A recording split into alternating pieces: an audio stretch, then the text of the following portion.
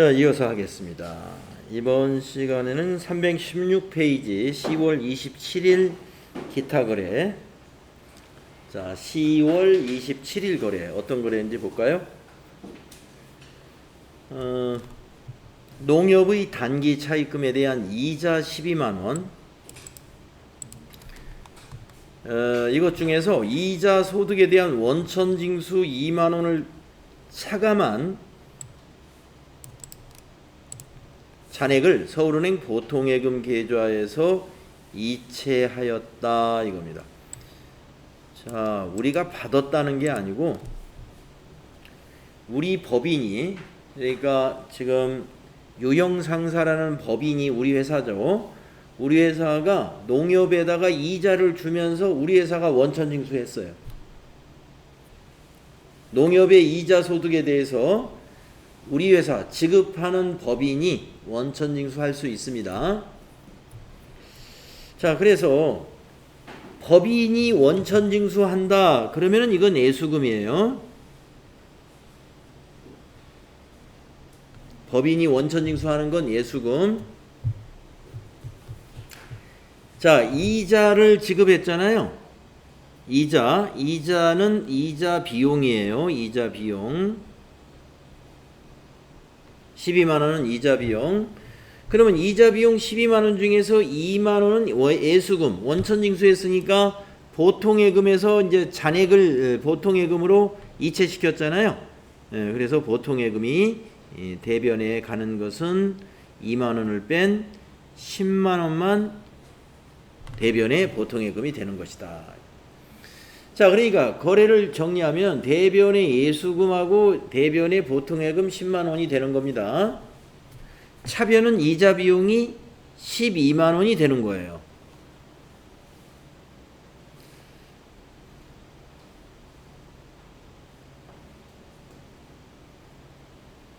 자, 이 거래의 내용은 우리 회사가 농협으로부터 단기 차입을 했는데 이번 달 이자로 12만원을 납부해야 된다 이겁니다.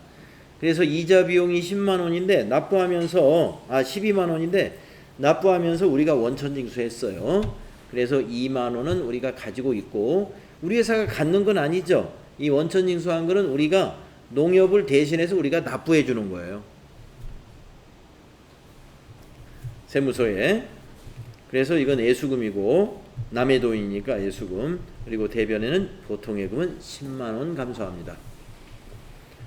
자, 입력하겠습니다. 10월 27일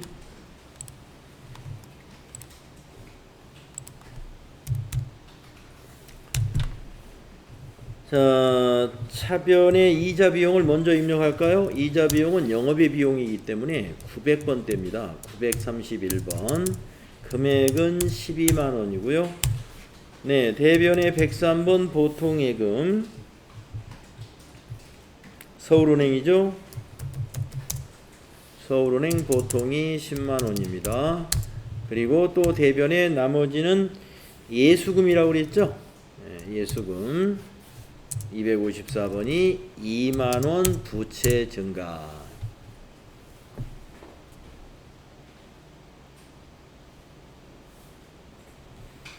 그러니까 우리가 예수금이 법인이 원천징수하는 경우가 지금과 같은 이런 경우도 있고요. 만약에 외부의 강사를 초빙해가지고 회사 내에서 강연을 했다든가 아니면 교육을 했어요. 그리고 강사료를 지급하기로 했습니다. 강사료가 100만원이라고 했을 때 100만원을 다 안 줍니다. 기업이 강사료 100만원을 지급하면서 원천징수 의무가 있어요. 그 원천징수 의무에 의해서 100만원에서 그 사람이 사업소득이면 사업소득을 원천징수해야 되고 그 강사가 학원을 하는 사람이면 사업소득이에요. 근데 그 강사는 강의를 직업으로 하는 사람이 아니다. 그러면은 기타소득이에요. 그래서 기타소득으로 원천징수해야 돼요.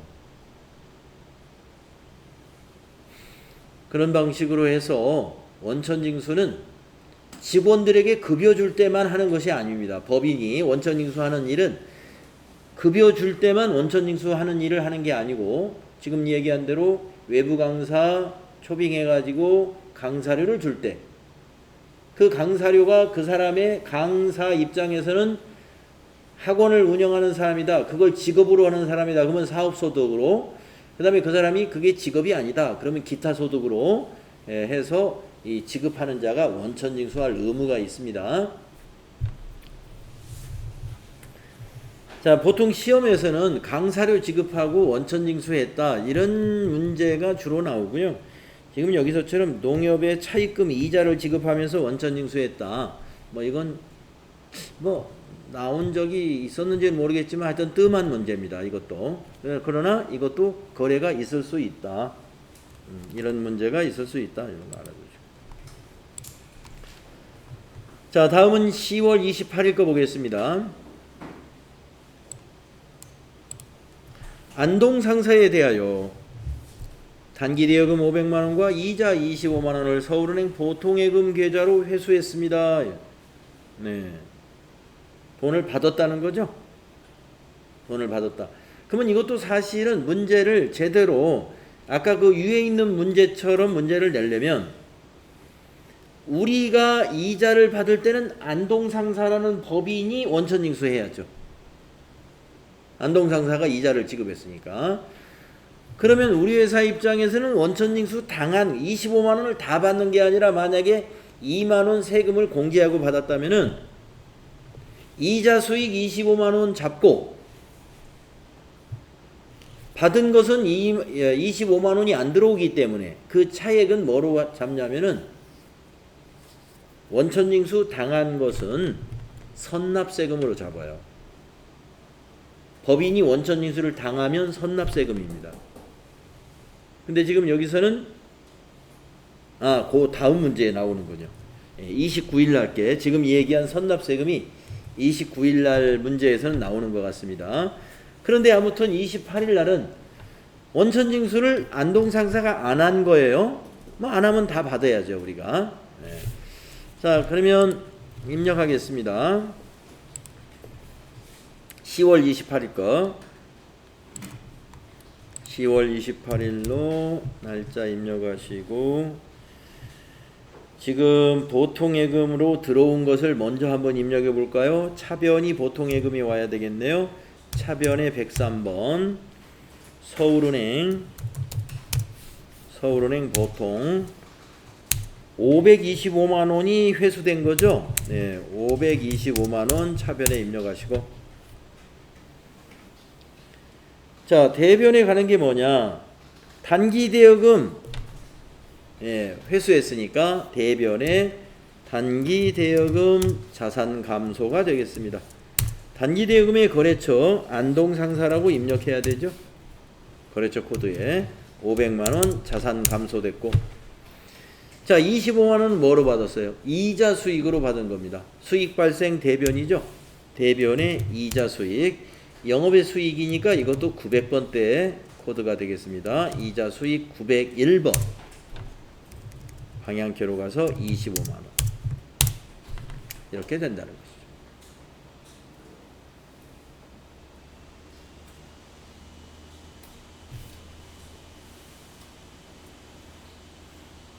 근데 아까 말씀드린 대로 이자 수익은 25만원이지만 수익 발생은 시켜야 되지만 이 그 안동상사에서 원천징수를 했다면 우리 여기 통장에 들어온 건 525만원이 들어오는 게 아니라 세금 빼고 523만원이 들어올 수 있다 이런 얘기죠.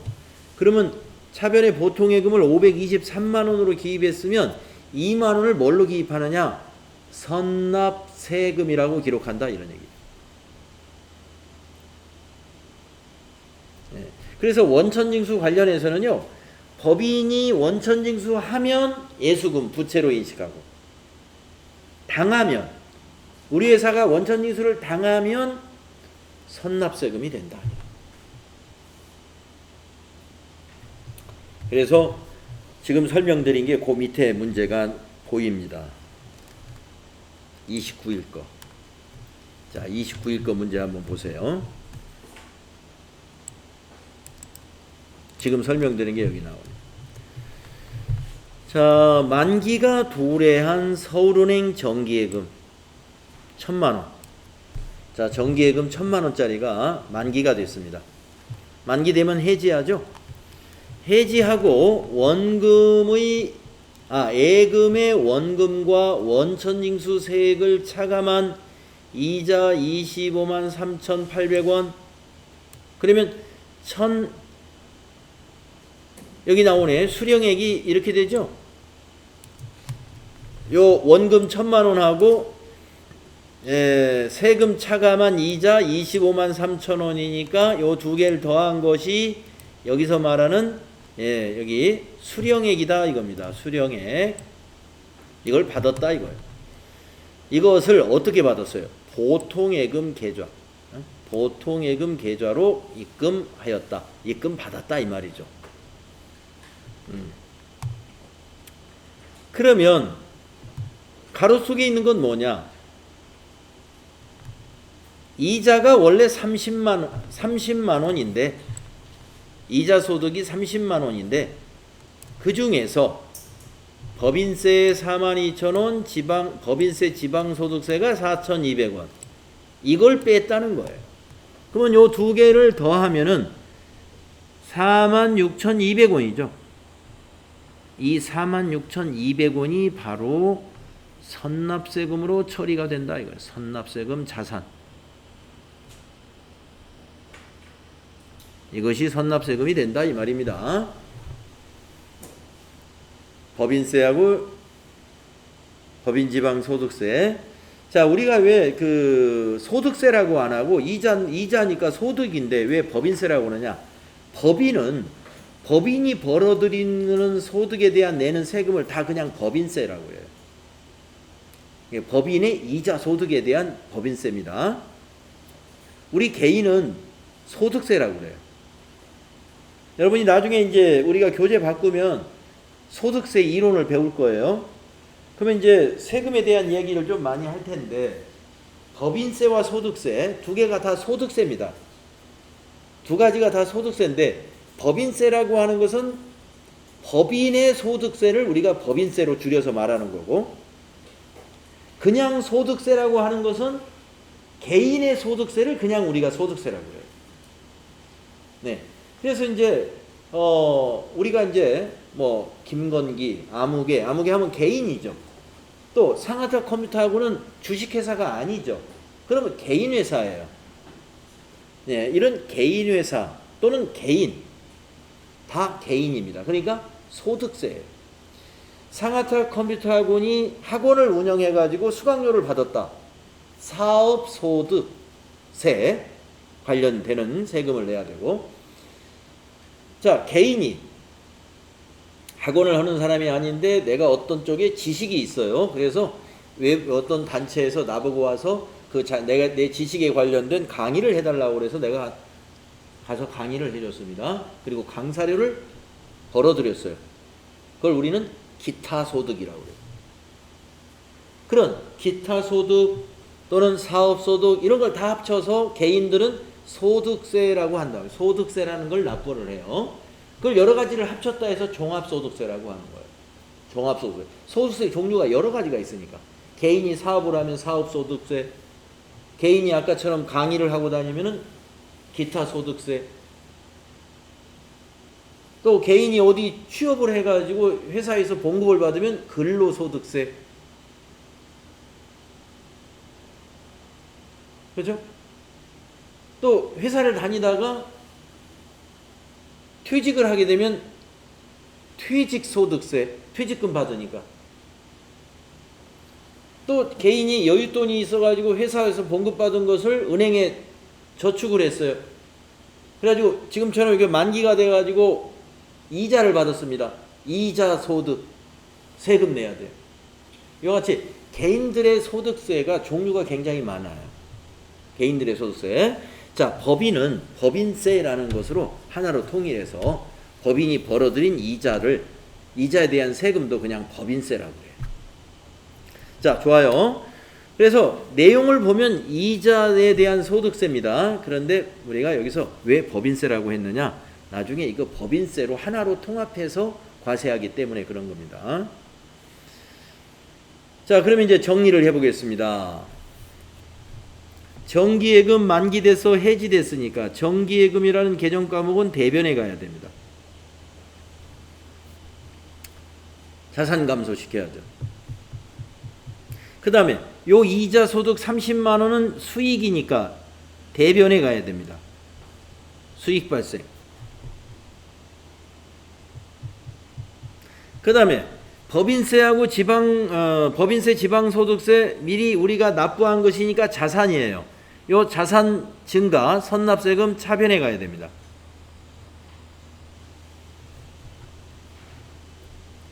그 다음에 보통예금으로 입금이 됐죠. 요 수령액 요거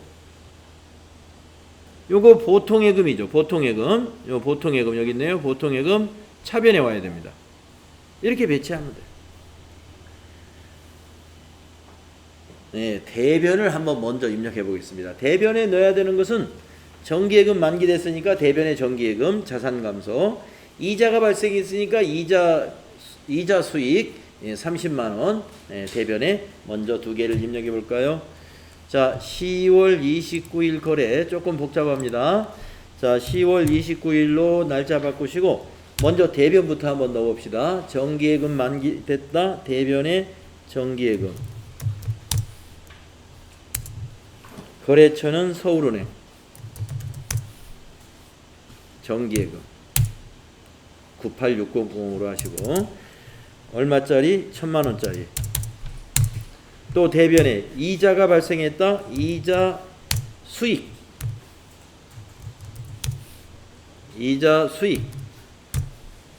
901번. 얼마가 발생했느냐?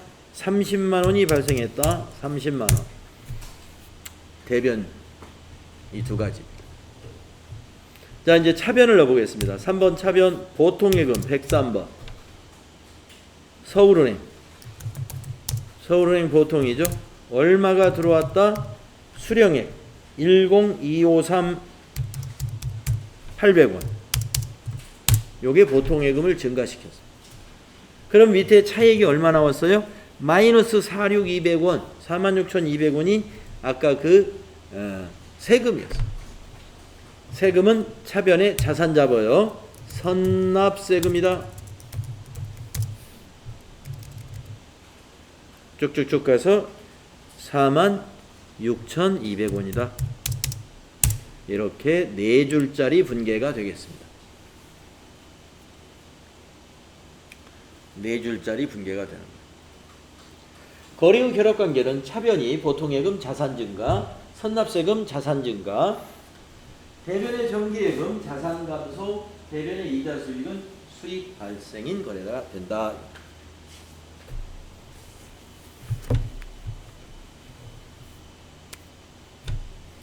네, 꽤 복잡한 거예요. 뭐 이런 문제는 FAT 1급보다는 오히려 복잡한 분계는 TAT 2급에서 많이 나옵니다. 여러분이 나중에 이제 FAT 1급 문제 풀어보시면 알겠지만은 생각보다 간단해요.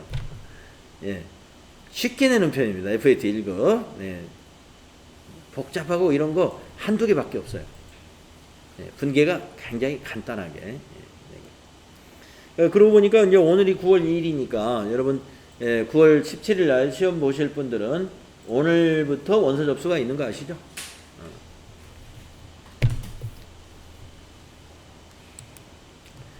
자, 다음은 30일 걸 해보겠습니다.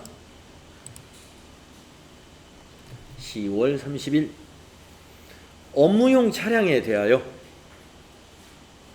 자동차 보험을 현대화재에 가입하고 보험료 150만 원을 현금으로 지급했어요. 자, 보통 보험료를 지급했으면 출금 전표로 해서 현금 지급했으니까 보험료로 처리하면 되는데 그건 비용으로 처리하는 거거든요.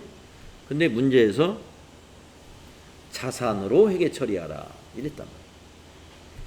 여러분, 비용인데 자산 처리하는 경우 이 보험료 비용을 자산 처리하라 그러면 선급 비용으로 회계 처리하면 됩니다. 선급 비용.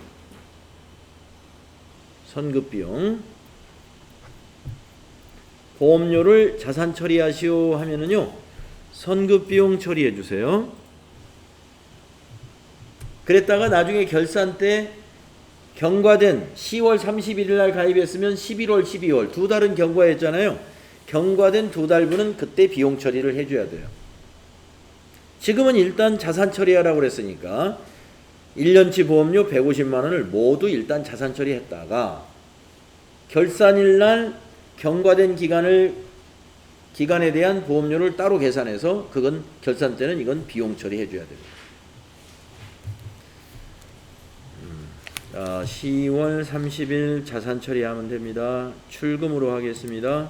10월 30일 구분은 1번 출금 선급 비용 133번이요. 방향키로 쭉쭉쭉 가가지고 150만원 입력하십니다. 다음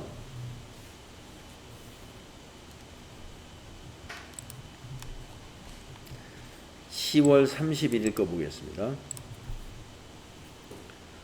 창고 건물의 신축 공사가 완료돼요. 자, 건물 공사가 완료됐다 그러면 이거 좀 긴장해야 돼요. 쉽게 생각하면 안 돼요. 건물을 뭐 샀다 이런 게 아니고 공사가 완료됐다 이러면 일단 이 문제는 조금 복잡해진 문제입니다. 네. 자, 왜 그러냐면 공사가 완료됐다는 것은 그동안 공사 기간이 있었을 거 아니에요? 그 공사 기간 동안에 계약금 아니면 중도금 이런 것들의 지급이 있었어요. 그때 건물을 공사하는 동안에 계약금이나 중도금 같은 걸 건설업자한테 줬다라고 하면은 그것은 건물로 처리하지 않았어요. 건설 중인 자산으로 처리했던 겁니다. 그랬다가 완공될 때 잔금을 건설업자한테 주면서 그동안 건설 중인 자산으로 처리했던 임시계정을 함께 건물로 대체시키는 회계 처리를 이때 함께 해야 됩니다. 그래서 지금처럼 뭐 창고 공사가 완료되었다든가 영업소 건물 공사가 완료되었다든가 뭐 본사 건물이 완공되었다든가 이렇게 건축이 완공되었다 이런 내용이 나오면 문제를 간단하게 보면 틀립니다. 자, 그래서 내용을 보겠습니다. 자, 창고 신축 공사가 완료되었어요. 그래가지고 9월 5일 날 지급한 공사 착수금을 제외하고 잔금 2천만 원을 보통예금에서 이체했어요. 그럼 여러분이 이걸 너무 쉽게 생각하면은 잔금이 2천만 원, 보통예금, 네, 이 잔금이 건물이네. 차변의 건물, 대변의 보통예금 2천만 원. 이것만 하고 끝내면 이 문제 다 끝난 게 아니에요. 9월 5일 거 요거 하라는 거예요. 9월 5일 거. 이걸 빼먹으면 안 돼요. 자, 그래서 문제에서 왜 9월 5일 날 착수금을 제외하고 잔금을 줬다 이렇게 구체적으로 적어주겠어요. 이 9월 5일 날 거래에 이번에 같이 회계 처리해야 될 건이다라는 얘기입니다. 자, 그러면 일반 전표에 9월 5일 걸 한번 조회해 볼까요? 일반 전표에 가서 9월 5일을 조회하면은 1,000만 원이 이렇게 잡혀 있어요. 창고 건설 신축 공사대금 1,000만 원. 차변에 잡힌 게 건물이 아니고 건설 중인 자산. 이건 임시계정입니다. 이 임시계정이 언제 건물로 대체되느냐? 바로 이날 잔금 이체하는 날 건물로 같이 대체를 시키는 겁니다. 자, 그러면 날짜를 이제 10월 31일로 바꾸겠습니다. 자, 차변의 건물을 먼저 입력해 볼까요? 202번. 자, 착수금 1,000만 원에다가 이번에 잔금 2천만 원, 3천만 원을 건물로 잡는다. 3천만 원. 이 중에서 2천만 원은 오늘 보통예금에서 이체시켰죠. 그래서 대변에 103번 보통예금. 서울은행이 보통. 여기 2천만 원. 오늘은 보통예금이 감소 2천만 원 하고. 1천만 원은 9월 달에 임시계정으로 자산 잡았던 것을 대변에다 없애주는 거예요. 임시계정을 이날 없애주는 거예요. 그래서 대변에 건설 중인 자산.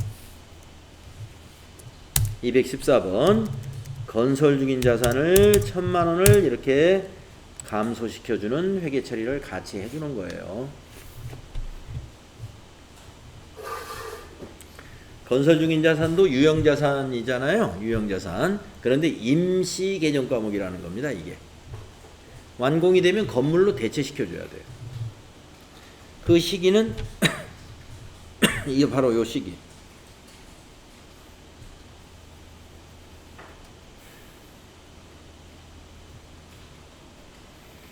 네, 그래서 출제된 문제를 보시게 되면은 그 문제에 뭔가를 어떤 설명에 포함되어 있는 어떤 날짜라든가 어떤 내용이 괜히 넣어주는 건 거의 없습니다. 예, 회계 처리하고 뭔가 관련이 있기 때문에 이런 부분을 내용에 넣어주는 거기 때문에 그 좀 깊이 생각해야 돼요.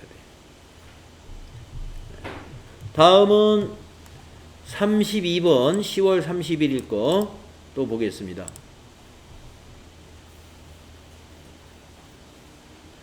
자, 이번에는 이 건물을 이제 그 위에 31번과 관련이 있는 것 같습니다. 자, 창고 건물을 이제 잔금은 줬고, 이 창고 건물을 이제 등록을 하려고 법령에 의해서 공채를 사게 됐어요. 공채. 여러분, 공채라는 것은요, 뭐 도로공단이라든가 도로관리공단이라고 그러죠. 도로관리공단. 또 이 공공기관이 있죠. 정부의 공공기관. 우리가 이제 자동차 같은 걸 사면은 제가 알기에 도로관리공단에 발행하는 공채를 사야 되는 걸로 알고 있어요. 근데 여기는 이제 창고 건물을 등록하는 거니까 어떤 공채인지는 정확히는 모르겠습니다. 하여튼 건물을 취득하거나 또는 매입을 해서 신축을 해서 등록을 할 때 등기를 낸다고 그러죠. 이때 공채를 사도록 되어 있다. 근데 이 대금은 30만 원이에요. 그래서 현금으로 30만 원짜리 공채를 샀습니다. 그런데 이 공채를 지금 팔면 26만 원이에요. 그 말은 뭐냐? 이 공채를 지금 공채가 이거 거래되는 가격이 26만 원이라는 거예요. 그러면 이걸 투자 목적으로 샀다면 26만 원에 살 수 있는 거죠. 26만 원에 살 수 있는 유가증권을 지금 30만 원에 샀네요. 왜? 건물 등기하느라고. 어쩔 수 없이.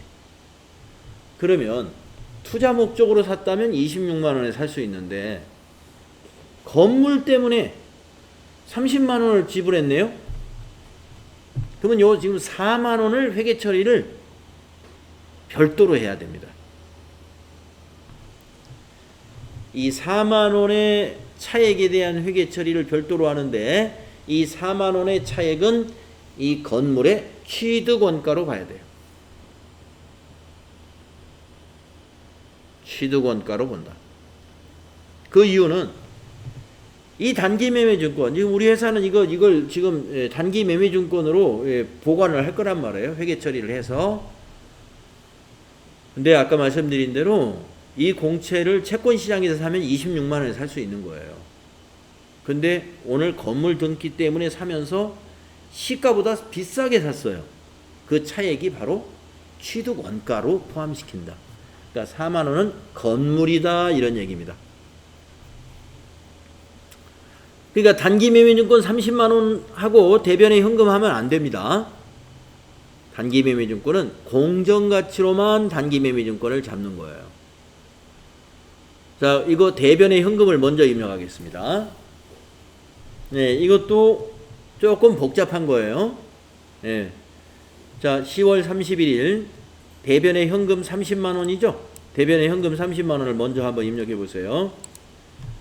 자, 10월 31일 전표 하나 또 넣겠습니다. 4번 대변에 101번 현금 30만 원.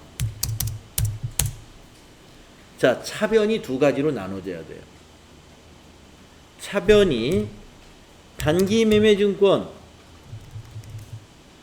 시가로 26만 원. 차변에 건물의 취득원가 4만 원 이렇게 잡는다 이겁니다. 그 이유는 아까 설명했죠. 단기 매매증권이라는 건 단기 투자 목적으로 회계 처리하는 유가증권 개정 과목이죠. 우리가 주식 같은 것도 단기 매매증권이 될 수 있고 지금 이런 채권도 단기 매매증권이 될 수 있습니다. 단기간의 매매 차익을 목적으로 한다면. 공채 같은 경우는 채권 시장에서 빈번하게 거래가 일어나고 있는 것이기 때문에 단기 매매증권으로 회계 처리할 수 있어요. 그래서 단기 매매증권은 공정가치로 회계 처리하시고 공정가치보다 더 지불한 그 차액은 해당 자산의 취득원가에 포함한다. 이렇게 정리할 수 있겠습니다. 지금은 건물 때문에 그랬습니다만은 아까 만약에 차량을 등록하면서 이런 일이 있었다. 그러면 차량 운반구로 본다는 거예요.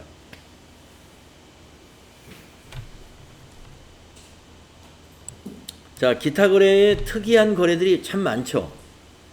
네, 이것이 이제 그 앞에서 3일 패션에서 이런 거래가 없었기 때문에 지금 유형상사에서 여러 가지 FAT 1급의 전표 입력 문제, 일반 전표 입력 문제로 나올 만한 것을 전부 예제로 만들어 놓은 것 같아요. 자, 이제 마지막 거 해보겠습니다. 33번. 당사의 자금 조달을 위해 이사회를 통해 유상증자를 결의했으며 서울은행 보통예금 계좌로 유상증자 대금이 입금되었습니다. 자, 그러면 보통예금에 얼마 입금됐는지 차변 보통예금 정리하면 되겠네요. 유상증자와 관련하여 200만 원의 수수료 등은 차감되고 입금이 됐답니다. 네, 주식을 발행하는데 수수료 여러 가지 비용이 발생할 수 있죠. 예, 그래서 그게 200만 원을 뺀 돈이 들어왔대요. 입금시켰대요. 자, 얼마에 발행했는가 보겠습니다. 5,000주를 발행했네요. 보통 주식. 그런데 한 주당 12,000원에 발행을 했습니다. 발행 금액이 입금되는 거죠. 그러면 5,000주 곱하기 12,000원 하게 되면은 발행 금액은 525일은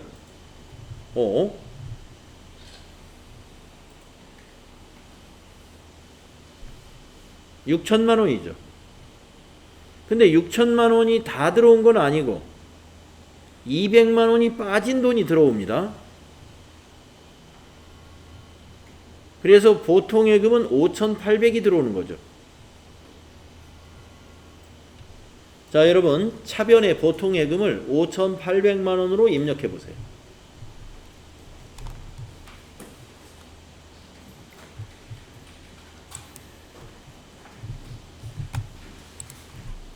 차변에 103번 보통예금 서울은행 5,800만 원 입금됐습니다. 자, 대변을 이제 입력할 텐데 유상증자 거래에서 주식을 발행한 거잖아요. 주식을 발행한 것은 자본금이 발생합니다. 자본금은 액면금액으로 계산합니다. 언제나. 주식을 발행하면 대변에 무조건 자본금이 와야 돼요. 주식 발행했다. 근데 자본금 계산은 발행 금액으로 하는 게 아니라 액면가로 계산합니다. 한 주당 10,000원. 5,000주니까 5천만 원 되겠습니다. 그러면 대변에다가 자본금은 주식의 액면가다. 이렇게 꼭 알아두세요. 자본금이 5천만 원입니다.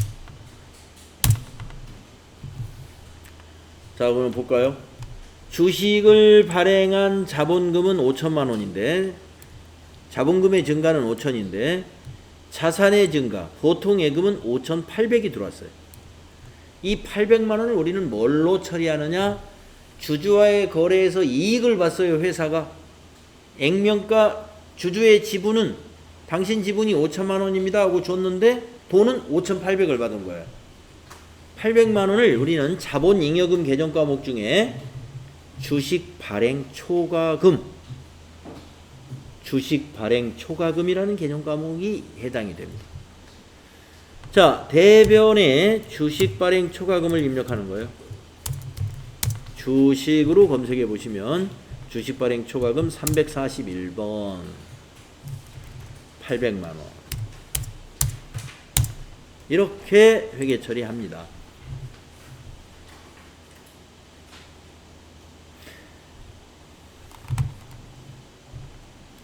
자, 자본거래 별로 문제가 없었는데요. 네.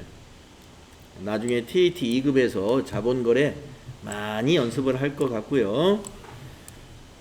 자, 여기서 한 가지, 우리가 어떤 것을 알고 가느냐.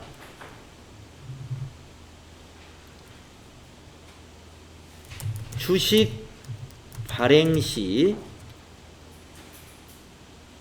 발행 비용 있죠. 발행 비용이 지금 어떻게 회계 처리되는가를 한번 따져봅시다. 아까 발행 비용이 200만 원이 발생했다고 그랬어요. 200만 원의 수수료 이게 발행 비용이다 이거예요. 근데 주식을 발행할 때 발행 비용은 비용 처리를 절대 안 합니다. 지금 보다시피 비용 처리된 게 없죠. 그러면 어떻게 처리된 거냐면, 자, 주식 발행 시 발행 비용은 지금은 할증 발행했죠. 할증 발행 시에는 주식 발행 초과금에서, 좀 길어지네요. 주식 발행 초과금에서 차감하고 빼주고. 자, 지금 이미 빼줬어요. 자, 여러분 5,000주를 12,000원에 발행했잖아요. 그러면 아까 원래 6천만 원이에요. 6천만 원인데 수수료 200을 빼고 5,800을 우리가 받은 거예요. 그러니까 주식 발행 초과금이 1,000만 원이었는데 800으로 줄은 겁니다. 이미 빼준 거예요, 지금. 그래서 주식 발행 초과금에서 차감하고, 그 다음에 할인 발행도 있거든요. 할인 발행 시에는 액면가보다 낮게 발행하는 겁니다. 낮게 발행하는 걸 할인 발행이라고 하는데, 그때는 무슨 개정 과목이 나타나냐면 주식 할인 발행 차금이라고 하는 개정 과목이 발생하거든요. 그 차이가, 지금은 이제 할증 발행이기 때문에 주식 그 차액을 주식 발행 초과금으로 우리가 기록했죠. 주식 발행 초과금으로. 근데 할인 발행을 하면은요, 차액을 주식 할인 발행 차금이라는 개정 과목으로 처리를 해요. 여기에 가산합니다. 더해버린다 이거죠. 그러면 차대변이 딱 맞아요. 합계가. 네, 주식 발행 시 발행하는데 들어가는 수수료를 포함한 모든 비용, 별도의 비용 처리 안 하고요. 할증 발행 시에는 주식 발행 초과금에서 차감시키고, 할인 발행 시에는 주식 할인 발행 차금에 가산한다. 더해준다 이 말이죠. 요거 챙겨 놓으시면 되겠습니다. 네, 우리가 지금 유형별 연습 문제 일반전표 입력 연습을 다 마쳤습니다. 네. 그래서 다음 시간에는 유형별 연습 문제, 부가가치세 문제, 부가가치세, 메인 매출 관련 문제, 그리고 회계정보 분석 문제, 이렇게 하면 유형별 연습 문제가 유형상사가 또 끝나게 되겠습니다. 네, 쉬었다 할게요.